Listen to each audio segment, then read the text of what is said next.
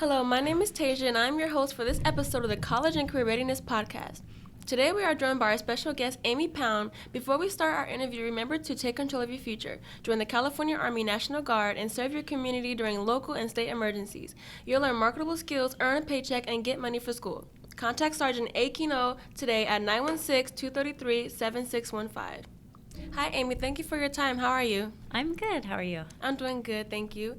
So I want to ask you a couple questions. So my first one would be, could you tell us a little bit about your nursing degree and what you do at UC Davis? Sure. So I have both a bachelor's of nursing and science and then a master's of nursing and science. At UC Davis, currently I am the nurse coordinator for our fetal care and treatment center. Okay. So what was your inspiration behind this career? So nursing in general, I always wanted to be something in the medical field. I thought that I wanted to be a doctor. And then I went to college and had my first, I think it was biology, and almost failed. So I went looking down other career paths and followed a really good friend of mine's mom. She worked in the NICU, and I was like, this is way better than being a doctor. You actually get to be at the bedside. You get to interact with the patients and the families. This is what I want to be. So changed my career path and went down pre-nursing and then got into nursing school and went from there. That's pretty good. Okay, so what was your approach to obtain the position that you're out now? So I started as a bedside nurse at a nursing school and got a lot of experience with both just physical assessment, being a nurse, getting used to the technical skills, the critical thinking, all of that. After a couple of years, I applied to go back to school to get my master's because I wanted to have opportunities beyond the bedside. At that same time, I also did a little bit of travel nursing, which was awesome.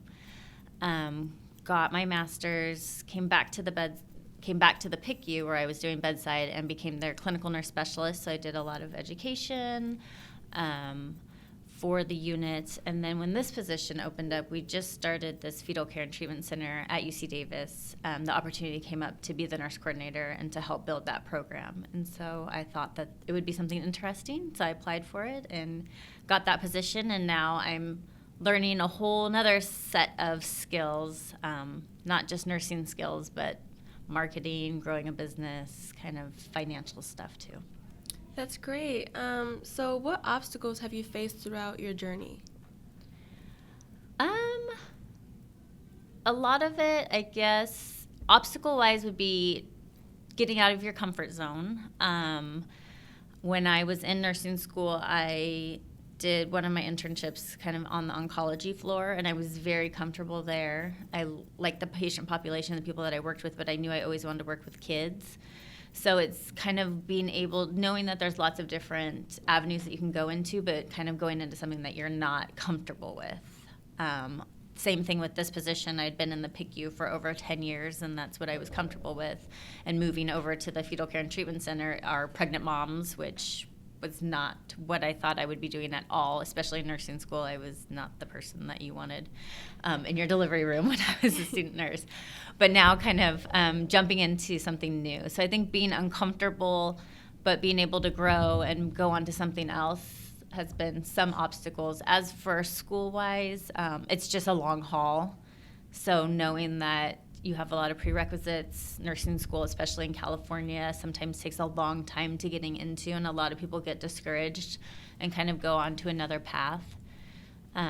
When I got into nursing school, I was on the wait list for originally, and then got called, like 2 weeks before school started or something. And so if I would have had to wait another semester, I think it would have been a little discouraging.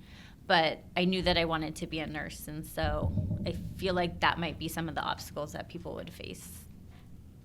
Okay, and when you were in high school, did your high school experience at all influence your decisions to pursue nursing? I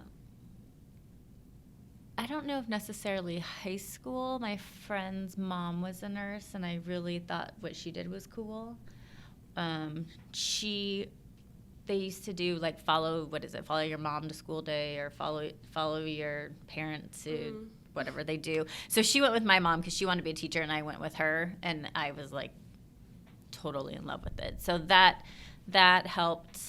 High school in general, we didn't have, I don't think we had like any programs or anything like that. Oh, yeah. So are there any areas you feel you could still improve in? Okay. Yes. Like I said, I had moved from the PICU into the Fetal Care and Treatment Center, and so I went from a place of knowing a lot about the patient population to going to a place where I knew nothing about it. So I have a lot more to learn about fetal anomalies, labor and delivery, NICU, that I didn't necessarily learn.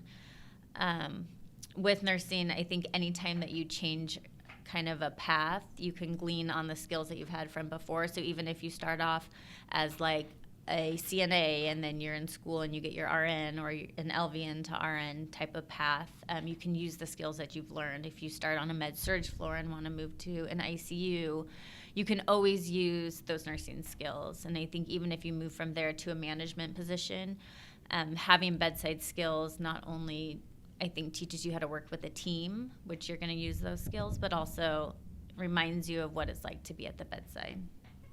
Okay, and what is your favorite thing you could say is about your job? Helping patients, absolutely.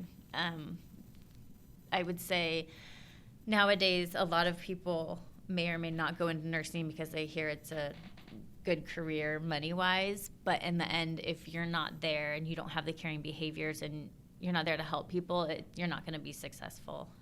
Making a difference, having patients say that you either, when I worked in the PICU, saved their child's life. Nowadays in my new job, able to relieve stress, plan appointments for them, specialty things, kind of help them through this very scary process of not only being pregnant, but being pregnant with a baby that has a fetal anomaly and trying to help them through that. That's the best part. Okay, and what can someone being involved with nursing personally develop? What can someone being involved in nursing can personally develop? Yeah, like what can you develop from being a nurse? Like, is there anything, like any characteristics that you feel that you develop from being a nurse? I think you have to have a lot of the characteristics already, but I think they grow. So again, having empathy, being able to go above and beyond. It's not just, you don't just go in and do tasks. You go in and you're caring for somebody's, again, child, mother, sister. Your communication skills definitely have to grow, because not only do you need to communicate to the patients and their families, but you also need to communicate to your medical team and everybody else. And then you also have to communicate what the medical team is actually saying to the patients, because sometimes that doesn't make sense. So you get to be sort of a translator in the fact of taking medical terms and putting them into what it means for everyday language. Also, what else would you develop? I think you develop more critical care thinking skills. So if your patient's starting to crash or you see a change, you pick up on those things a lot more, and then trusting your own assessment skills. Okay, where do you see yourself in 5 to 10 years? 5 to 10 years. Hopefully, I would say I think I would like to be in the same position that I'm in. Hopefully our fetal center grows and we can hire more people. Still being a nurse somewhere, doing something. I'm not quite to the age where I can retire yet, unfortunately. But, or in a different position. I don't know if there's something new that comes up and helping to grow another program, or just still in nursing, definitely still doing something like that. Okay, what core values do you have that motivate you to do this type of work? I've always been, I would say, like a helping, caring type of person. I think that you need to be trustworthy. Again, like, people are putting their family members' lives in your hands. Even if you are even if you're a nurse, like at a school, definitely, or at a plastic surgery office or an IVF office, whatever the patient is going through, you are definitely the person that they lean on. So you need to be able to be trustworthy, be able to work hard, want to go above and beyond, and just genuinely have caring behaviors that you can not just look at the person and they're a patient, but really see where they come from, what their story is, what they're going through, and who is their support system, and really be able to take their whole story and their whole life and have a positive outcome. Okay, so what does a day-to-day look like for you? So I work 5 days a week. I'm not a 3 12-hour shift. When I was at the bedside, I did 3 12-hour shifts, which have their perks and non-perks also. But now I'm 5 days a week. So I go in the morning. I work mostly in an office. Again, check the patient list, see what's going on, get any new referrals in, talk to patients, talk to doctors. We do weekly meetings where we talk about our entire caseload of everybody that we're following. A lot of my stuff is making sure that appointments are made, that the patient is coming in, if the patients have questions, giving them resources, and then helping them with, right now, not only their delivery planning, but if they're going to have a fetal intervention, helping to set that up. When I was at the bedside, I would say my day you'd come in start at 6:45, get your patient assignment, work all day at the bedside with 1 or 2 patients when I was in the PICU, and then. So what kind of salaries can someone in this line of work expect?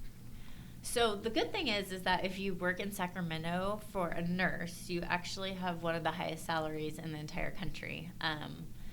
It's driven by the Bay Area, so our salaries are increased from that, but also Sacramento costs not millions and millions of dollars to live in. So depending on how long you've been in the field, you can make somewhere in the 6 figures, depending on what you do.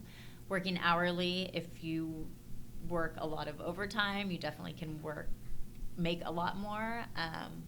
A lot of it, I would say, is a lot of work-life balance. So you don't really want to work 7 days a week, 12 hours a day. It's nice if you're going to go on a vacation or something, but it's very stressful and it's very taxing on your heart. So it's a good salary.